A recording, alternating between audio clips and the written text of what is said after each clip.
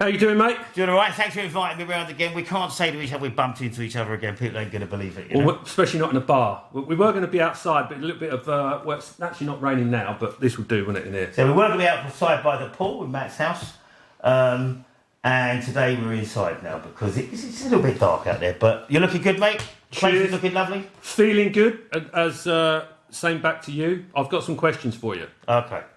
Here we go. Yeah. So are you ready for these questions? Well, it's cool, actually, because people have been watching the other ones that we put on YouTube. Yeah. And someone sent me a question. Oh, did they? It's great. I mean, I'd like to know the answers to them as well. Fire away. So first of all, I've read, and this is actually coming from me, I've read and I've heard people say that modelling is the core activity of NLP. Mm-hmm. So can you explain what is modelling specifically, and how can someone go about learning and experiencing modelling in with the NLP Academy? Great question. So whoever sent that in to you from YouTube, great question that they posed. Well, modelling is certainly the core activity of classic NLP, yeah? And it's certainly the core activity that produced NLP. Obviously, NLP's gone so broad now and goes into so many different areas. But modelling, if you like, is... We spoke a lot recently about, as you said earlier, about tacit knowledge, yeah?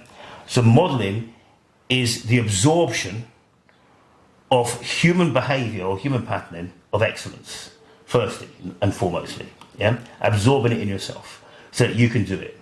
Mm-hmm. And then secondly, coding it in such a way that it can be transferred to others. Yeah, so in Whispering in the Wind, John Grinder, Carl Bostic Sinclair says 5 steps to modelling. Step 1, find a model of excellence. Yeah, step 2, unconsciously assimilate that pattern. So by doing it, going into a specialist state, you absorb unconsciously what it is they're doing without trying to understand it. Right. Step number 3, practice it, deploy it. Step number 4, code it. Step number 5, teach it. So in that case, John Grinder said it is just it's accident of circumstances, really, that the 3 exemplars who Bandler and Grinder modelled were therapists, you know, right. And he wanted to continue the modelling processes. I mean, NLP took off, it then became very much a set of change tools, and NLP has now grown. So there's actually very little new modelling going on. Right. You know, very, very little modelling going on, but there's a lot of patterns that are being developed through firstly the original modelling projects sort of being extended, as it were, but then going into different components and grabbing different components of what has been modelled, and then micro modelling projects as well to produce new patterns. Mm-hmm. You know, so in this recent program that we ran, New Code for Extraordinary Coaching, John Grinder and I were working with clients, yeah, and we were working freeform. And the participants would micro muscle mirroring us while we did it. They were in their homes, we did this on Zoom, to absorb our patterning. So then they would then replicate what we did in their exercises, and the results were actually quite stunning through modelling. Mm-hmm. We did the same a few years ago with a guy called Stephen Gilligan. Now, Stephen had taught with us in the NLP Academy for maybe 10 years. So we did this program called Modelling Genius, where Stephen was on. I firstly whacked everybody or put everybody into a deep trance in the course, which was pretty easy because Steve had been working with them before and he's an incredible hypnotist. So then when they were in trance, they were modelling. There was different roles assigned to different people, but 1/3 of the group were modelling Gilligan as he worked, and so, you know, all his micro muscle movements, yeah, and as he worked. And a lot of these people had been on Stephen Gilligan's course before, different courses with Gilligan. The other 1/3 of the group were clients, the other 1/3 of the group were observers. So when it came to create the exercises, even Stephen and I were stunned at the level of accuracy that the people had exemplified, had showed through the unconscious absorption, not explicit teaching. Mm-hmm. Now, if you like, I think I might have said this in another one of his videos, probably the most primary and significant modelling project anybody does is their mother tongue, which comes from multiple sources, which influence the child, primarily the parents and carers. But if you think how differently English is spoken, across London, let alone across the country, and when you go to, or any language, the variations in language dependent on locations, it's not a thing that is taught explicitly, it's a thing that somebody absorbs naturally and then gets an understanding of. So modelling is the capturing, if you like, the behavioural patterns of excellence, the capturing of them and then coding them and then passing them on. So in some sense, we are, especially when we're kids, modelling machines. We're natural modellers. Up until we... Well, that's good because modelling is you have to, when you learn to walk, you fall down. Right. Yeah. So modelling is trial and error as well. And I think the level of perfectionism that people I keep saying exemplify, the level of perfectionism that people aspire to without getting anywhere close to it limits the natural trial and error. I mean, if you look at mirror neurons, it's been shown in primates, when a primate acts and another one is learning that skill, a set of mirror neurons is activated in that person, in the other primate. Now, that can be we haven't quite got there with humans yet, but it's highly likely that in human beings, we got a set of mirror neurons that when you're observing somebody do something, you are activating a mirror neuron circuit to learn that skill. Yeah? Which Bandler and Grinder were on 2 years before the science. So modelling really, to put it another way, is a transfer of tacit knowledge. And you, what does the NLP Academy provide in terms of people wanting to learn to model, NLP wise? Well, particularly our practitioner course, which is very broad anyway, covers the classic code of NLP, new code of NLP, and now emergent new code of NLP. Where we go into modelling is at our Master Practitioner course. We're in week 1, using the process I just said, firstly the 5-step process, taking elements of breaking that down, we teach people how to model. Yeah, and they get a lot of practice at it in the room. Firstly, modelling each other with skills that one person has that the other person wants to have, just as practice. And those skills are often, they could be singing, dancing, juggling, just to get into it, because it's a task that can be measured quite easily. But then once they've got that, all participants then conduct their own mini modelling project in that course. Yeah, and as a part of their evaluation, present it to the class on day 6 of the programme.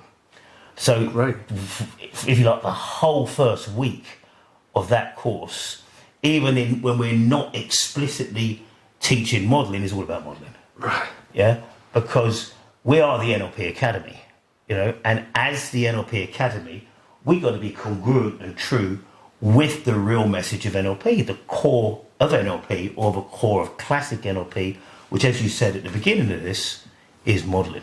NLP has drifted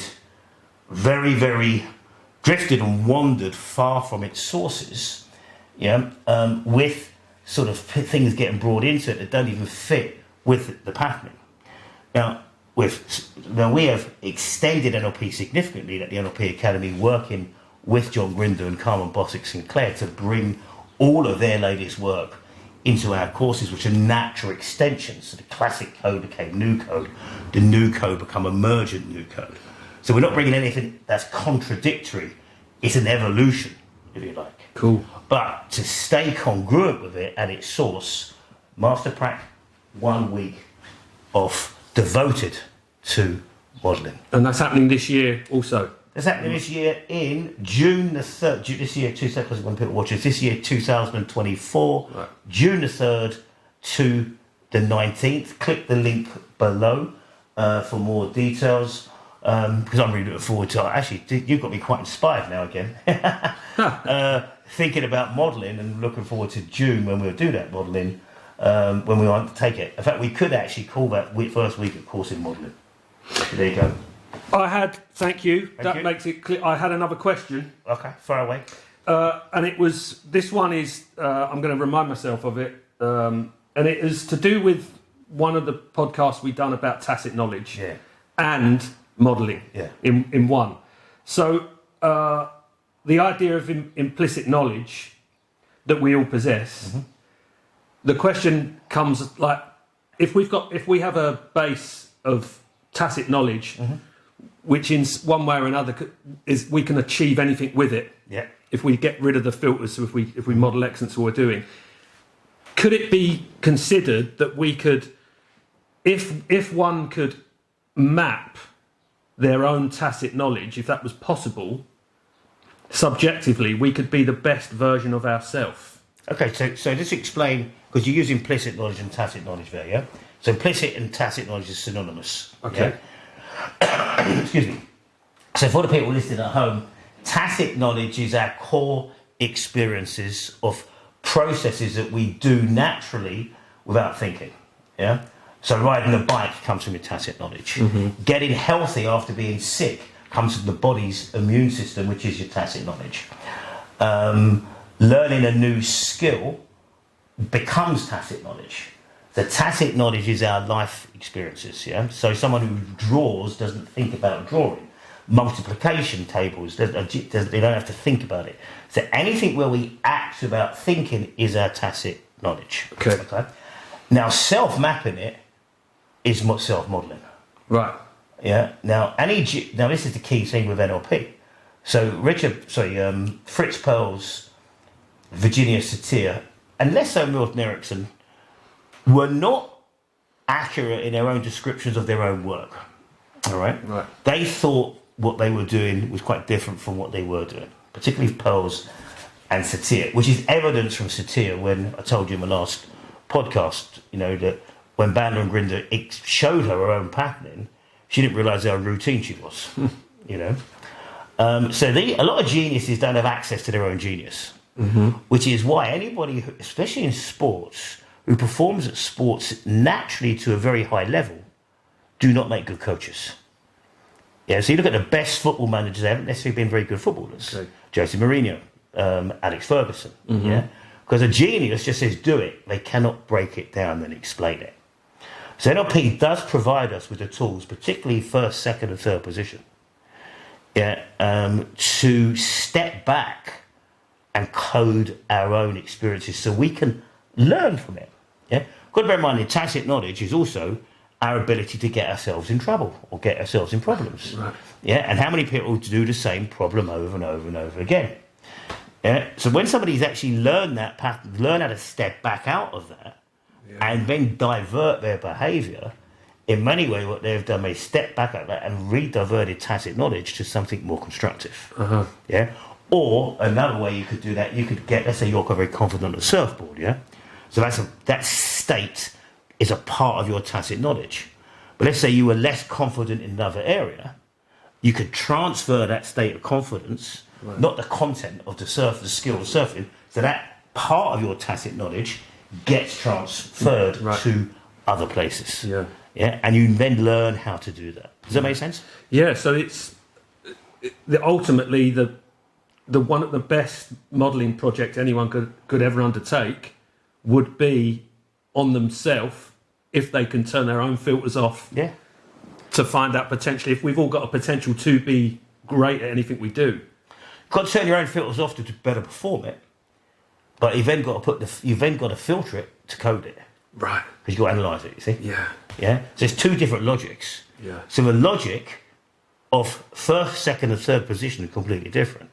So first position's fully absorbed in our own behaviour. Okay? In that pure moment, total presence. Right. Second position is purely absorbed in the behaviour of another, which is modelling. Third position is being able to look in from the outside, yeah, and provide reflexivity on the pattern that's occurred over there. Right. So it's stepping back and coding it, and the ability to dance between first, second, and third. Second, if you're modelling another, First, if you're modelling yourself, two-third is the key to mapping tacit knowledge onto explicit knowledge. Epic. That is, well, that's, Is that good? That's wonderful. That's what I'm going to be looking into for this weekend. So there's a task, everybody, for yourself. Look at where you're being brilliant. Be brilliant. Let it flow. Then step. And if you've got a video of yourself, even better, because video does provide a natural third. So then step back, look at it, and think, what could he do to transfer that to a different context? Bingo. Bingo. So thank you very much for watching. NLPacademy.co.uk. Master Practitioner course, 3rd to the 15th of June 2024, live in Lagos and at various venues around the world. Cheers, mate. Until next time, wherever that may be. Cheers, mate. Thank you very much.